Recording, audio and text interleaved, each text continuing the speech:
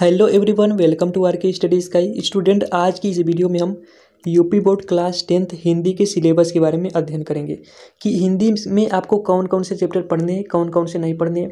क्या 2024 एग्जाम में आपको 30% का छूट दिया गया है या फिर क्या आपका सिलेबस बदल गया है या फिर पिछले वाला ही चला आ रहा है। तो सब कुछ जानेंगे इस वीडियो में डिटेल में। तो चलिए टाइम वेस्ट न करते हुए आज की इस वीडियो को स्टार्ट करते हैं। स्टूडेंट, सबसे पहले मैं आपको क्या बता देता हूँ कि देखिए, जो आपका सिलेबस है इसमें 1% का 30% तो छोड़िए, 1% का भी आपको छूट नहीं दिया गया है। इस बार 2024 के एग्जाम में आपको जितने भी चैप्टर हैं आपके हिंदी में, सभी से क्वेश्चन पूछे जाएंगे, 100% पूछे जाएंगे। और अगर मैं बात करूँ सिलेबस की, तो सिलेबस में बिल्कुल भी कुछ भी चेंज नहीं हुआ है। जो 2-3 सालों से चला आ रहा है NCERT का, वही सेम टू सेम आपको 2024 के एग्जाम में भी पढ़ना है। तो चलिए फिर जान लेते हैं कौन कौन से चैप्टर पढ़ने हैं गद्य और पद्य में से। सबसे पहले मैं बात करता हूँ गद्य की। तो गद्य की हम बात करें तो हिंदी गद्य के विकास का संक्षिप्त परिचय, यानी शुक्ल युग तथा शुक्लयोत्तर युग के बारे में अध्ययन करना है। अब देखिए, शुक्ल और शुक्लयोत्तर युग में जितने भी कवि हैं और जितने भी उनकी रचनाएं हैं सब यहाँ पर लिखे हुए हैं। पहला चैप्टर आता है आपका मित्रता। मित्रता आपने देखा होगा, आपका फर्स्ट चैप्टर है। दूसरा आता है ममता, तीसरा क्या लिखूं, चौथा भारतीय संस्कृति, पांचवा आता है ईर्ष्या तू न गई मेरे मन से, और छठा चैप्टर है अजंता, और सातवां है पानी में चंदा और चांद पर आदमी। तो हिंदी गद्य में अगर मैं बात करूं तो ये कुल 7 चैप्टर हैं और इन 7 चैप्टर से आपके 100% क्वेश्चन पूछे जाएंगे इस बार, और आपको 100% इन 7 चैप्टर को पढ़ना है।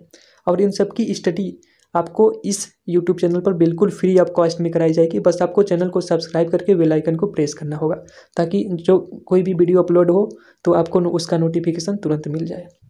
चलिए फिर आगे बढ़ते हैं। अगर मैं बात करूं हिंदी के पद्य की, तो पद्य में आपको क्या पढ़ना है कि हिंदी पद्य के विकास का संक्षिप्त परिचय में रीतिकाल एवं आधुनिक काल। अब देखिए, रीतिकाल और आधुनिक काल में जितने भी कवि हैं उनका परिचय, जीवन परिचय, और उनके जितने भी पद हैं उन सब के बारे में अध्ययन करना है। तो फर्स्ट चैप्टर है आपका सूरदास जी हैं। सेकेंड है तुलसीदास। उसके बाद थर्ड रस खान, बिहारी लाल। उसके बाद सुमित्रा नंदन पंत। नेक्स्ट आते हैं महादेवी वर्मा। उसके बाद राम नरेश त्रिपाठी। इसके अलावा यहाँ पर देखिए, इसके अलावा आपको माखनलाल चतुर्वेदी जी, उसके बाद सुभद्रा कुमारी चौहान, मैथिली शरण गुप्त, केदारनाथ सिंह एंड अशोक वाजपेयी और श्याम नारायण पांडे। इतने सारे चैप्टर हैं और इतने सारे कवि हैं। इन सबको आपको गद्य में इतना पढ़ना है। इसके बाद गद्य के अलावा आपको काव्य सौंदर्य में क्या क्या पढ़ना है। देखिए, रस में आपको हास्य रस और करुण रस का परिभाषा, उदाहरण सहित ये सभी पढ़ने हैं। इसके बाद अलंकार आता है, शब्दालंकार, अर्थालंकार, जिसमें आप उपमा, रूपक एवं उत्प्रेक्षालंकार के बारे में उदाहरण सहित और परिभाषा आपको पढ़ने हैं। नेक्स्ट आता है छंद। देखिए, छंद में सोरठा और रोला, उदाहरण सहित परिभाषा, इतने सारे आपको पढ़ने हैं काव्य सौंदर्य में।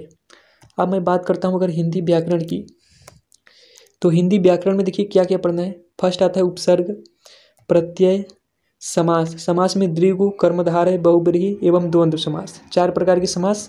इसके बाद आता है तद्भव और तत्सम तथा पर्यायवाची शब्द।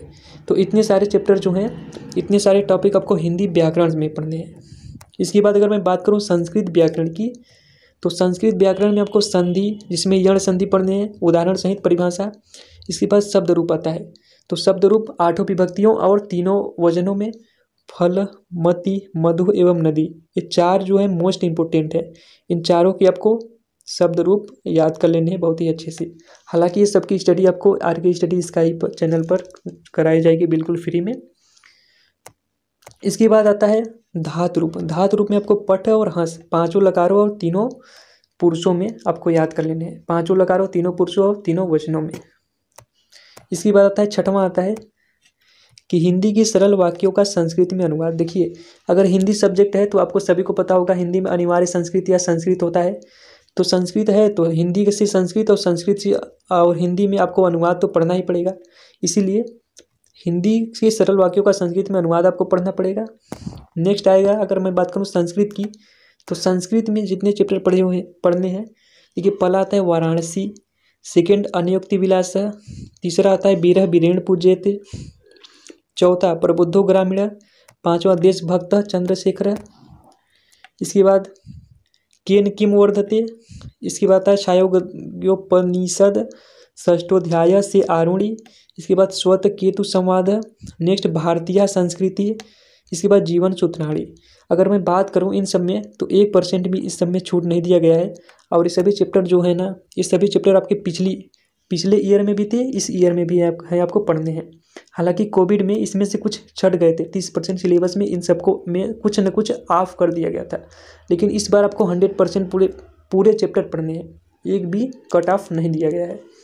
इसके बाद अगर मैं बात करूँ खंड काव्य की, तो देखिए खंड काव्य पूछा जाता है आपके एग्जाम में। तो खंड काव्य में आपको मुक्तिदूत, ज्योति जवाहर, अग्रपूजा, मेवाड़ मुकुट, जय सुभाष, मातृभूमि के लिए, कर्ण और कर्मवीर भारत, इसके अलावा तुमुल आता है। इतने सारे खंड काव्य हैं, इन सब में आपको 1% का भी छूट नहीं दिया गया है, सभी आपको 100% पढ़ने हैं। और इन सब की स्टडी आपको यूट्यूब पर RK स्टडी स्काई चैनल पर बिल्कुल फ्री ऑफ कास्ट कराई जाएगी। इसके अलावा यदि आप मैथ क्लास 10th या क्लास 9th की प्रिपरेशन करना चाहते हैं तो आप RK स्टडी स्काई से जुड़ सकते हैं।